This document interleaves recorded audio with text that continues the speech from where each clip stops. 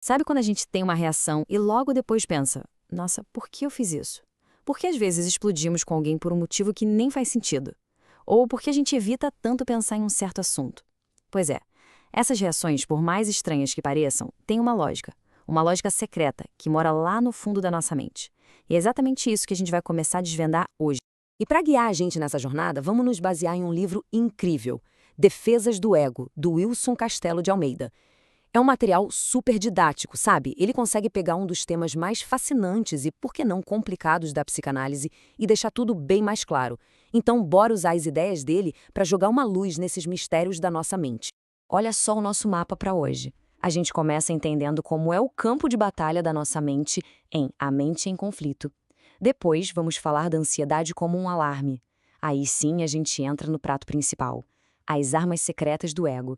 Vamos fazer um tour rápido por algumas delas e, para fechar, vamos discutir por que, afinal de contas, tudo isso importa. Vamos nessa?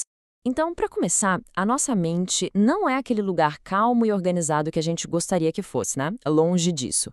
Pensa nela mais como uma reunião de condomínio bem tensa, com três figuras bem diferentes tentando a todo custo chegar num acordo. E é sobre elas que a gente vai falar agora. O primeiro morador desse condomínio é o id. Esse aí é por instinto, a criança birrenta dentro da gente.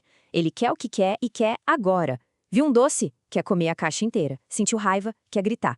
Ele não tá nem aí pra regras, pra moral, pra realidade. É só desejo bruto, totalmente inconsciente, buscando prazer imediato. Aí entra em cena o ego. Ele é o síndico desse prédio. A função dele é olhar para a bagunça que o id quer fazer e dizer: calma lá, a gente quer o doce, ok, mas talvez seja melhor esperar até depois do almoço, né?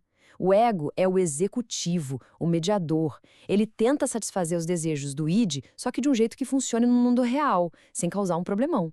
E para completar a reunião, chega o super-eu. Esse é o vizinho fiscal, o juiz interno. É aquela voz da consciência cheia das regras que a gente aprendeu com os pais, com a escola, com a sociedade. Ele está sempre falando você deveria, você não pode. Ele busca a perfeição. E quando a gente pisa na bola, ele vem com a multa, a culpa. Ok, então temos esses três aí: o id querendo tudo, o superego proibindo tudo e o ego no meio tentando apagar o incêndio. Agora, o que acontece quando essa negociação começa a dar muito, mas muito errado?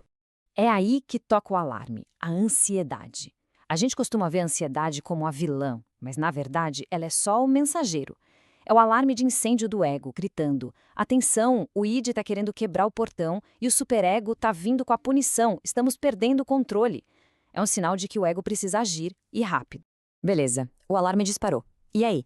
O que o ego faz? Entra em pânico? Que nada. Ele tem um plano. Na verdade, ele tem um arsenal inteiro de táticas de emergência para se proteger e manter a ordem. E essas táticas são os famosos mecanismos de defesa. O próprio Freud, lá em 1926, já falava disso. Ele descreveu esses mecanismos como as ferramentas que o ego usa para, basicamente, bloquear a ameaça da ansiedade antes que ela fique insuportável. É pura estratégia de sobrevivência psicológica. E o mais interessante sobre essas armas é que, primeiro, a gente nem vê elas agindo. É tudo inconsciente. Segundo, é automático. Ninguém para e pensa: acho que agora eu vou usar uma formação reativa. Elas simplesmente disparam. E para funcionar, elas precisam dar uma distorcida na realidade. O objetivo final é um só: baixar o volume da ansiedade. Chega de teoria, né? Vamos ver como a coisa funciona na prática, na vida real. Bora fazer um tour por algumas das defesas mais comuns que o nosso ego usa. Se prepara, que agora a coisa fica interessante. A primeira, e talvez a mais importante de todas, a repressão, também chamada de recalque. Pensa nela como segurança na porta da nossa consciência. Quando chega um pensamento, um desejo ou uma memória muito dolorosa ou proibida, a repressão simplesmente barra a entrada e empurra essa coisa de volta para o porão escuro do inconsciente. Mas olha que genial essa comparação. Reprimir algo é como tentar afundar um barril vazio na água. Exige uma força constante, o tempo todo. Se a gente relaxar por um segundo, o barril sobe para a superfície. Ou seja, manter essas coisas longe da consciência gasta uma energia psíquica enorme. E, de vez em quando, elas escapam. Agora, essa aqui é quase um truque de mágica: a formação reativa. O ego pega um impulso que considera perigoso, como o ódio, e, puf, transforma no exato oposto: um amor exagerado, uma preocupação excessiva. Alguém com impulso de crueldade pode se tornar a pessoa mais compassiva do mundo. É uma defesa bem radical. Ah, o deslocamento. Esse todo mundo conhece mesmo sem saber o nome. É o clássico, o chefe grita com o funcionário. O funcionário não pode gritar de volta, certo? Então ele engole a raiva, chega em casa e explode com a primeira pessoa que vê pela frente por um motivo bobo. A raiva era para o chefe, mas como ele é um alvo perigoso, o ego redireciona para um alvo mais seguro. O sentimento é o mesmo, só o CEP que muda. Certo? Já vimos alguns exemplos. Mas aí fica a pergunta que não quer calar. Ter esses mecanismos de defesa é uma coisa boa ou ruim? É um sinal de saúde ou de algum problema? A resposta é: depende. Pensa no martelo. Ele é útil, ajuda a construir coisas. Esse é o uso saudável. As defesas são flexíveis, nos ajudam a lidar com o estresse do dia a dia.